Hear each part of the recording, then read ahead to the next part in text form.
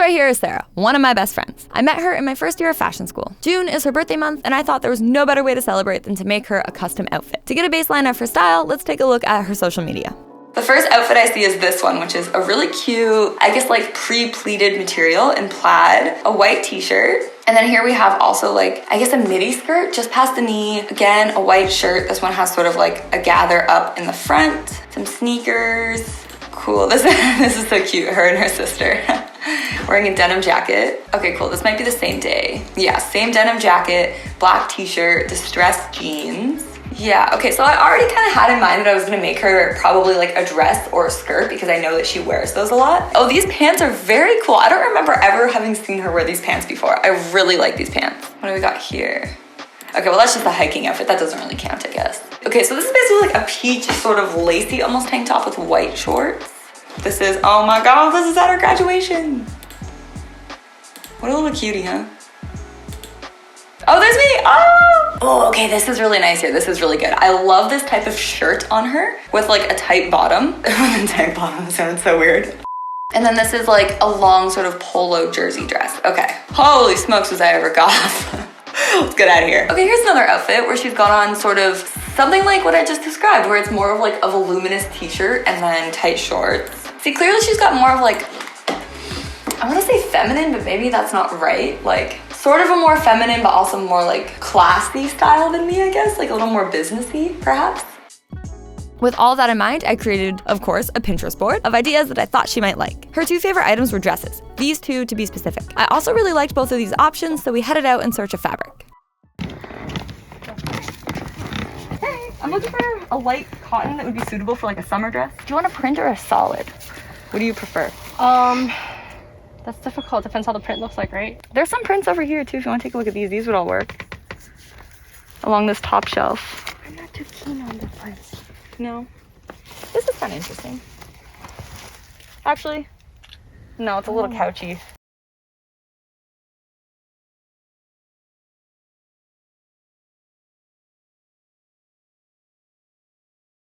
I think I vote to go with the purple. Purple, which one? It's either one of these. One of those two purples? Yeah, what do you think would be better with my skin? Oh, wait, no, not oh, that one has like embroidery on it, yeah. No. I think I did like this one better anyways. Yeah. Could you help us get a rollout? I don't know if we're looking at the correct fabric. That's the color though. Yeah. It feels like, what's she making, do you know? I think she's making out of cotton, Oh, but okay. they're different type of weaves of cotton. Oh, Yeah. Yeah, this is just, I think, plain cotton, but this totally works. It's more vibrant. I think we can sneak it out.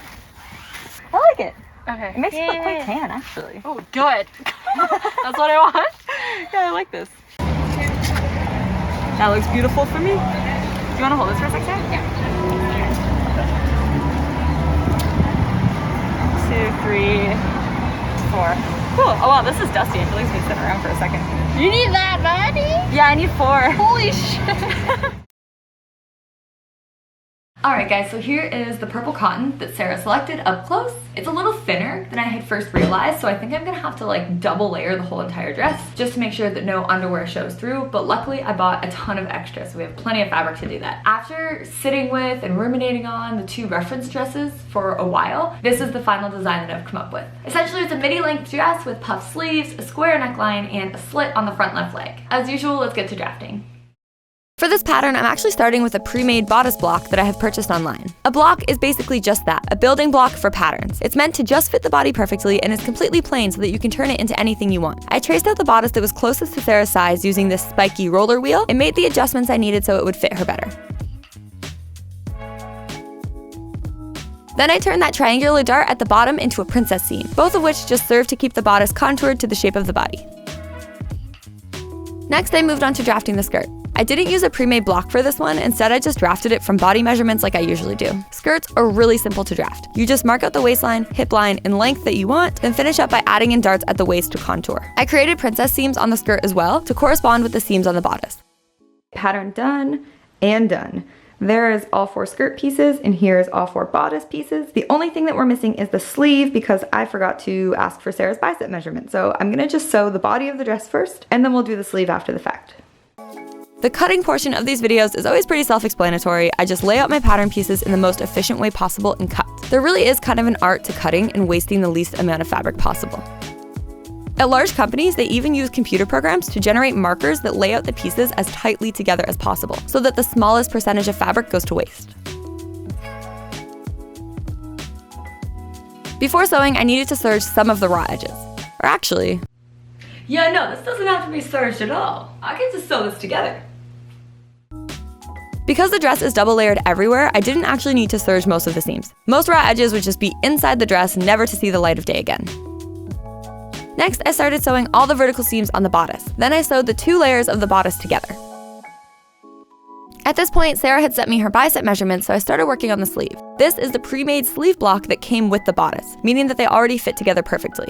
I slashed downwards from the shoulder in a bunch of places so that I could spread open the pieces and create a bit of a puff sleeve.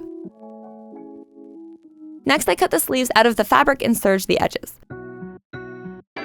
To create the puff, I sewed along the top of the sleeve with a very long stitch. Then I pulled on the tails of the thread to gather up the fabric. With that complete, I sewed the underarm seam of the sleeve and lastly, attached it to the bodice at the shoulder. Moving on to the skirt, I began sewing the vertical seams. Alright guys, so where we're at with Sarah's dress currently is the top is completely done, sleeves are attached, that's all good to go, the skirt is halfway done, and today I'm going to aim to finish the skirt and get the 2 pieces attached. This project so far has been really different for me because normally what I like to do is sew the whole entire garment, just get the whole thing done in like 1 day, or maybe like 1 to 2 days. However, with this dress, I've been going for like a week now, sewing just the first hour or 2 out of bed. So I'll wake up at like 7 a.m. and then I'll just come upstairs straight away, sew until like 8 or 9, and then after that I'll just go work on Wyatt's channel with him because basically we just have a lot going on over there right now. So that's kind of like where most of my daytime hours are going. A lot of these skirt pieces really look similar, so to keep them from getting mixed up, I left them on the floor in the order that they were meant to go, with the labeled pattern pieces on top. Then I would just grab one at a time, sew that in place, then come back and grab the next one. I also made sure not to sew all the way down on one of the seams because this would be the front slit. Lastly, I sewed the 2 skirt layers together and then attached the bodice to the skirt at the waist seam.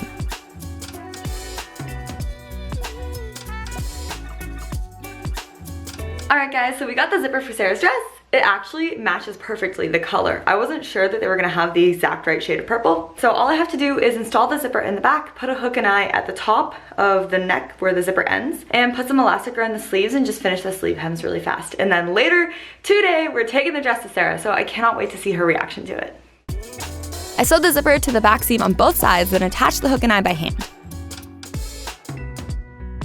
Lastly, I attached some elastic to the sleeve hems, then flipped that to the inside and sewed it down.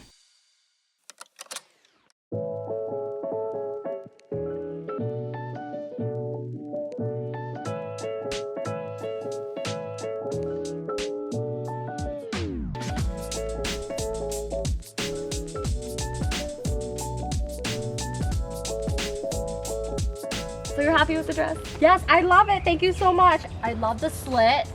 It's very sexy. Very sexy. And I'm loving this. It's kind of like a bit of a medieval feel to it. A little bit, honestly. Like Renaissance. It brought me back like to fashion school a little bit because I was working with just like a bodice and a skirt block. Like remember how we used to do in like first year of fashion school? Mm-hmm. So it really brought me back to like those times. It's such a fun dress. I'm definitely gonna wear it to like a wedding or something, and I could wear it for brunch.